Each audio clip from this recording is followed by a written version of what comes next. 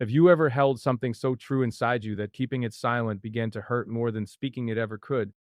I have. I've spent years building machines that fly to other worlds, creating systems that move faster than thought, solving problems most people will never see. But there's one thing I never learned how to engineer: the exact right moment to tell someone what's breaking open inside me. I've calculated trajectories through space, but I can't calculate the risk of telling you this now, before I'm certain you'll understand, before I know what happens next. Here's what they don't tell you about vision.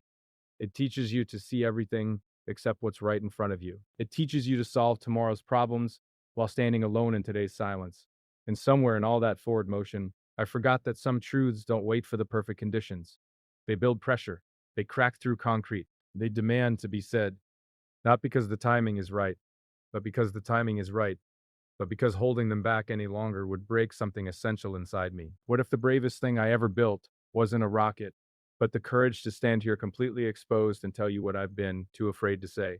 I need to tell you something I've never said out loud. Not in interviews, not in boardrooms, not even to myself, in the quiet moments between midnight and dawn when the world finally stops, in the quiet moments between midnight and dawn when the world finally stops demanding my attention. I've built my life around solving impossible problems, around turning ideas that sound. I've learned to live inside uncertainty, make decisions with incomplete information, to move forward when everyone else says it can't be done. But this is different. This isn't about rockets or electric cars or sustainable energy. This is about standing in front of you, just you, and admitting that, for all my ability to see what's coming next, I'm terrified of what happens when I tell you the truth.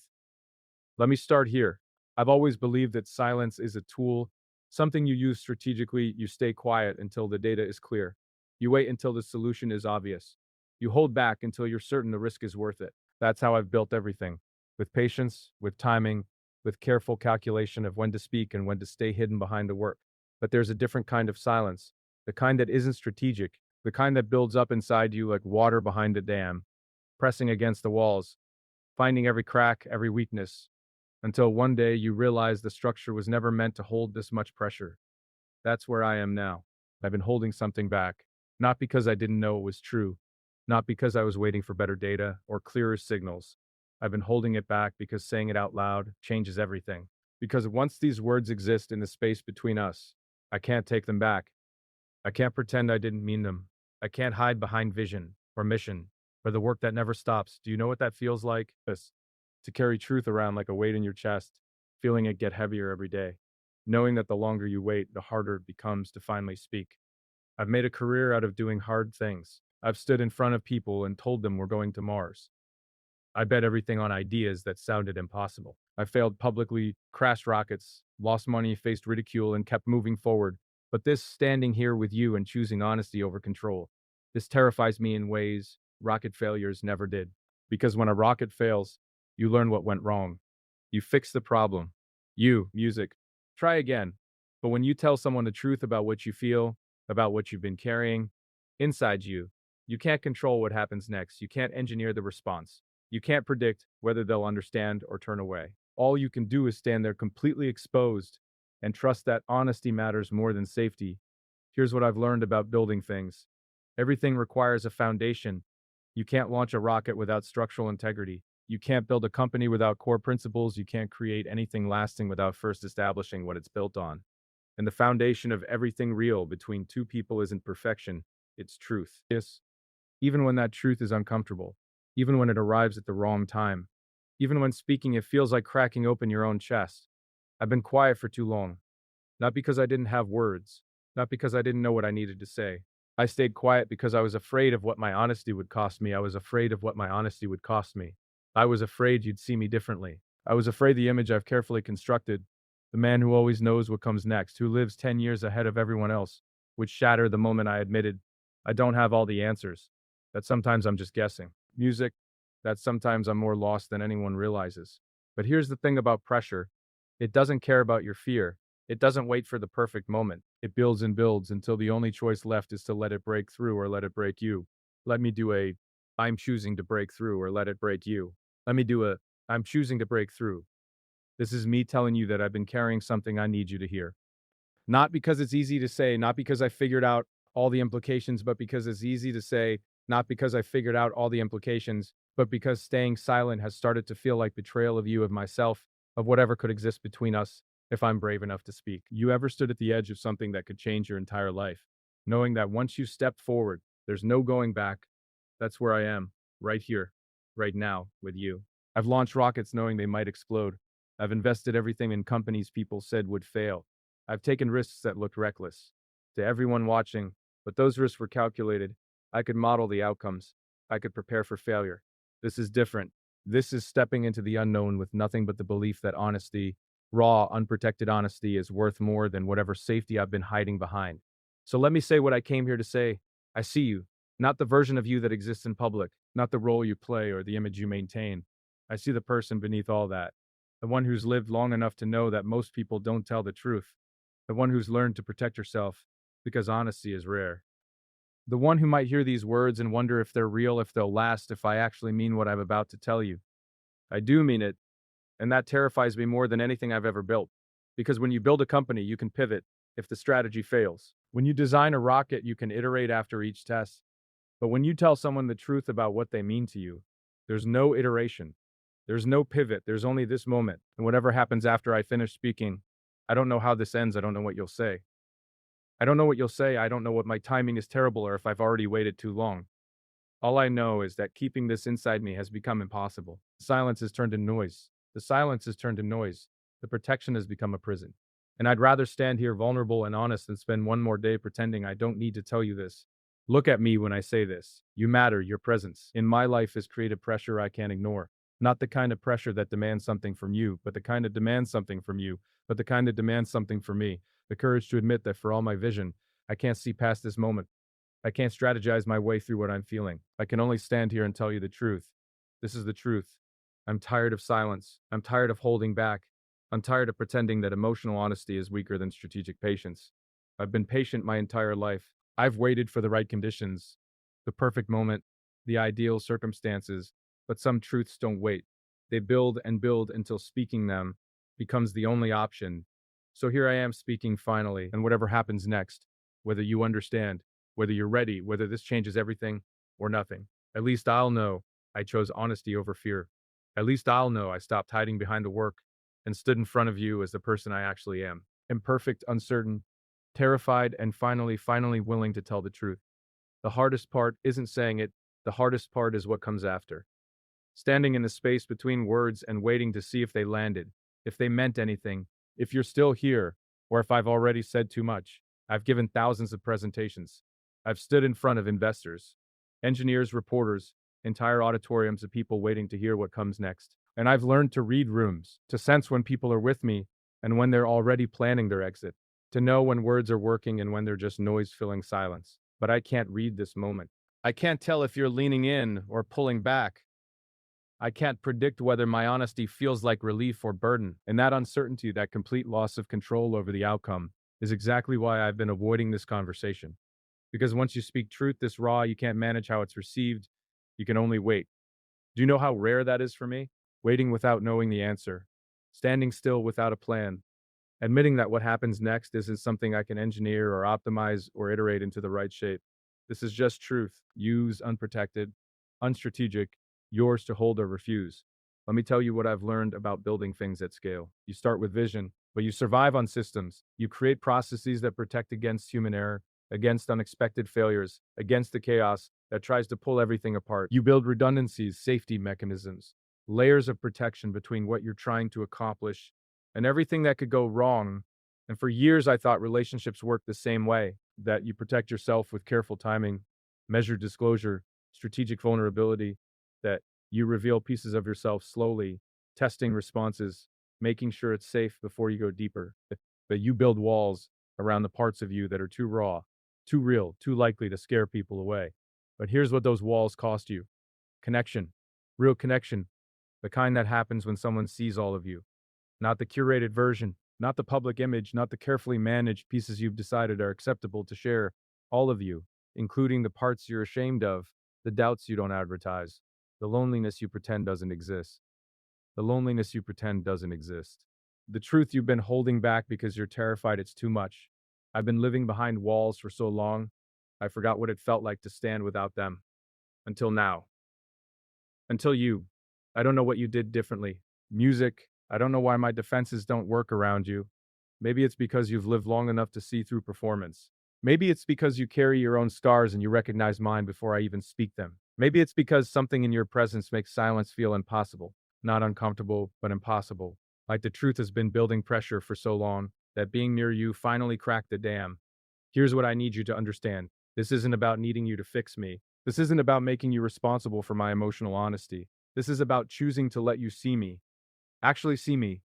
Not the version that exists in headlines or board meetings or carefully crafted interviews. The version that wakes up at 3 in the morning wondering if any of this matters. The version that builds the future but struggles to stay present in the moment. The version that knows how to launch rockets but doesn't always know how to launch rockets, but doesn't always know how to say, I'm afraid. I'm afraid right now. Not of failure, not of loss, not of rockets exploding, or companies collapsing or public humiliation. I'm afraid you'll hear this and think I'm asking for something you can't give. I'm afraid my timing is wrong. I'm afraid I've misread what exists between us. I'm afraid that by finally telling the truth, I'll lose whatever we had when I was still quiet. But staying quiet was killing me. You need to know that silence wasn't protecting me. You was suffocating me. You was suffocating me. Music. Every conversation where I held back felt like betrayal. Every moment I pretended to be fine felt like lying. Every day I woke up knowing what I needed to say, but choosing safety over honesty felt like choosing not to live at all. So I'm choosing to live right here with you in this terrifying space where I have no control over what happens next. Music. Have you ever noticed that the things we're most afraid to say are usually the things that matter most? The easy stuff flows naturally.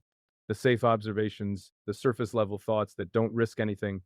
But the deep truth, the kind that could change everything, that's what we hold back. We protect it. We wait for permission. We convince ourselves there will be a better time, but time doesn't make hard truths easier, it just makes the silence heavier. I've carried this silence long enough. I've told myself I was being strategic, that I was waiting for clarity, that I needed more data before I could speak with confidence. But those were excuses.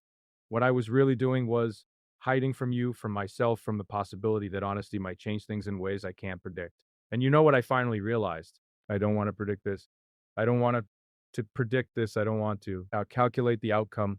I don't want to manage risk or minimize exposure or protect myself from whatever might happen. If I tell you the complete truth, I want to just tell you, not because I figured out the perfect way to say it, not because I know how you respond, not because I know how you respond, not because I'm certain this won't change everything between us. I want to tell you because holding it back has become more painful than the fear of speaking it. Because silence has turned into a kind of dishonesty I can't justify anymore. Because you deserve to know where I actually stand instead of trying to guess through my carefully measured words. So here it is, you've gotten inside my head in ways I didn't think were possible anymore. You've made me question assumptions I've held for years.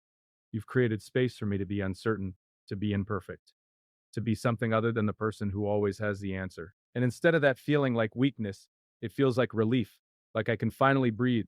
I didn't expect that. I didn't expect you to matter this much. I didn't expect your presence to unsettle everything I thought I understood about staying protected.